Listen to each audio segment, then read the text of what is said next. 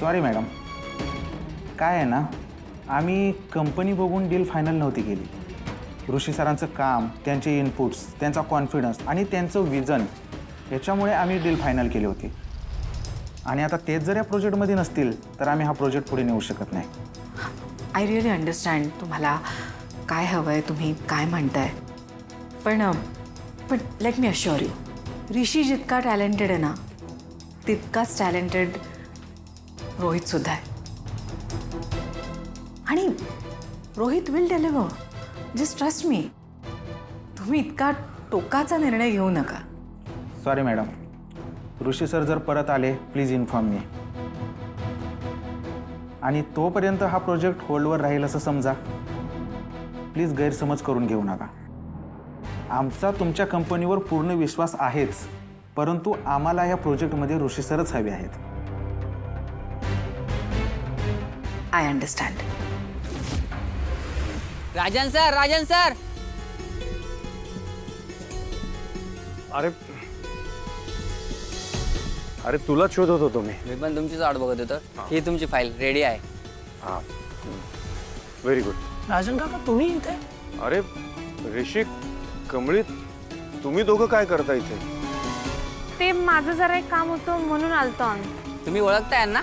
ओळखतो म्हणजे ही माझ्या मुलीसारखी आहे। बरं, हिचं जे काही काम असेल ते लवकरात लवकर करून द्या। हो, त्यांचं काम जरा किचकट आहे, पण मी त्यांच्याच कामात आहे। किचकट म्हणजे असं काय काम आहे? काका आम्ही ते एका जुन्या गाडीचा शोध घेतो। 15-20 वर्षापूर्वीची गाडी आहे ती। मी सुद्धा गाडीच्याच कामासाठी आलो होतो।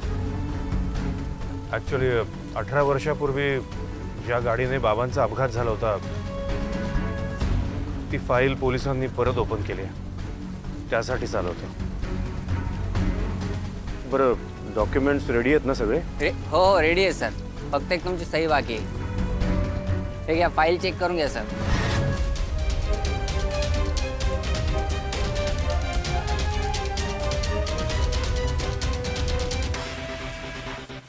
अरे सर, सगळं ओके आहे ना? नाही, असं चेक नाही करता येणार इथे। आपण आज जाऊया। हो, तुमची साईन पण बाकी आहे। चला। हां, चला आम्ही निघतो। बरं, बाय, या। काय खाणार? अगं तू मला ट्रॉफी नाही दाखवलीस अजून। निंगी म्हणाली तुला ट्रॉफी मिळाली म्हणून।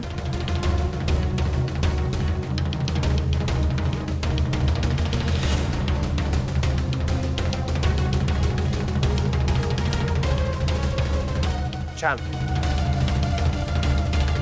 कमळी, तुला ही ट्रॉफी का मिळाली आहे माहितीये? कारण हा तुझ्या एकटीचा सन्मान नाहीये, हा त्या प्रत्येक विद्यार्थ्याचा सन्मान आहे ज्यांनी तुझ्यासारखं स्वप्न बघितलंय। सो ही खूप मोठी गोष्ट आहे। Be happy about it. त्याचा काय उपयोग आहे सर आता? ही ट्रॉफी मिळून ज्यांच्यासोबत मला आनंद साजरा करायचा आहे ती माणसंच माझ्या संग नाहीत आता। कमळी, घडलेल्या गोष्टी आपण बदलू नाही शकत, पण आपलं फ्युचर नक्कीच बदलू शकतो। तू तुझं स्वप्न पूर्ण कर। आय एम व्हेरी शुअर आई आबांना खूप आनंद मिळणार आहे। चल आपण ना कुठेतरी मस्त फिरायला जाऊ। तुझं जर का माइंड फ्रेश असेल ना तर अभ्यासात छान मन लागेल। चल ठेव ठेव। चल कम कम कम कम।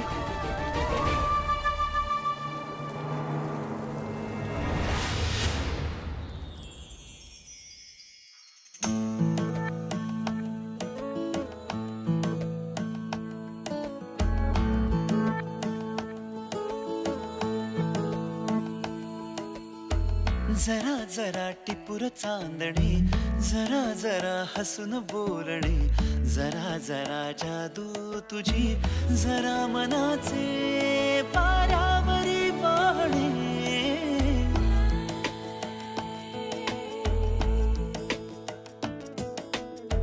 जरा जरा टिपूर चांदणी, जरा जरा हसून बोलणी, जरा जरा काय कशाला पुन्हा? आता तुला गिफ्ट देण्याचा सुद्धा हक्क नाहीये का मला? अहो तसं नाही घे. तुझ्या घे. नशिया खुणा रोज तोच घडतो वेडा गुन्हा. तुझीच ओंजळ तुझ्या सरीत भिजणे, तुझ्याकडे तुला मागणे, जरा जरा हसून बोलणे, जरा जरा जादू तुझी, जरा मनाचे वाऱ्यावरी मागणे, जरा जरा टिपूर चांदणे, जरा जरा हसून बोलणे.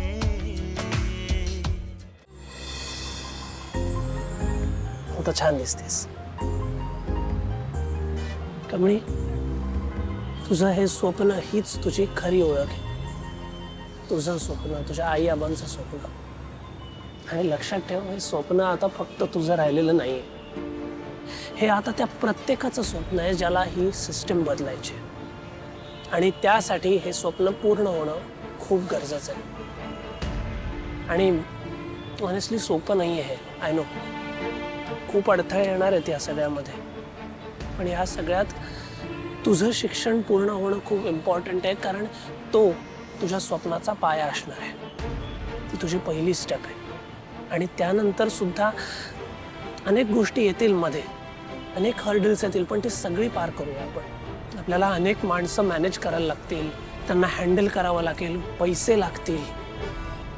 आजकाल हे ज्या काय मोठ्या मोठ्या शिक्षण संस्था आहेत ना, त्या एकतर पॉलिटिशियन्सच्या किंवा बिझनेसमॅनच्या अंडर येतात. आणि त्यांना फक्त धंदा करायचा आहे. There are very few people, Annapurna आजींसारखे, ज्यांना ॲक्च्युली प्रामाणिकपणे काहीतरी ज्ञानदानाचं काम करायचं आहे.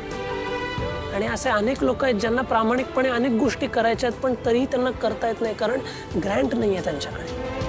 अनेक कॉलेजेस आहेत असे. आपल्याला तसं नाही करायचं. आपल्याला आपल्या शाळा कॉलेजसाठी ग्रँटही मिळवायचं आहे. त्यामुळे हर्डल्स खूप आहेत, पण ती सगळी पार करण्याची हिंमत तुझ्यात आहे हे मला माहिती आहे. आणि या सगळ्याची सुरुवात तुझ्या शिक्षणापासून होणार आहे. तुझं शिक्षण पूर्ण कर कमी. मला असं ऑनेस्टली वाटतं की तू तुझ्या भूतकाळामुळे तुझा वर्तमान आणि तुझं भविष्य कॉम्प्रोमाइज करू नकोस. मी नाही म्हणते की तू तुझी उत्तरं शोधू नकोस म्हणून. मी जस्ट इतकंच म्हणतोय की तुझा वर्तमान आणि भविष्य हे तुझ्या भूतकाळापेक्षा खूप जास्त मोठं आहे आणि महत्त्वाचं आहे. तुला असं वाटत असेल की काय थोड्याफार गोष्टी कॉम्प्रोमाइज केल्या तरी काय फरक पडतो, तर नाही, फरक पडतो. तुझं स्वप्न कॉम्प्रोमाइज झाल्याने खूप फरक पडतो. मला तर पडतो.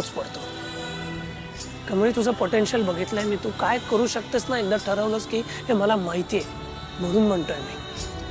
तुझ्या स्वप्नांपर्यंत पोहोचण्याचा एक रोडमॅप तुला तयार करावा लागणार कमल. आणि तू तो करशील याची मला गॅरंटी आहे. I trust you.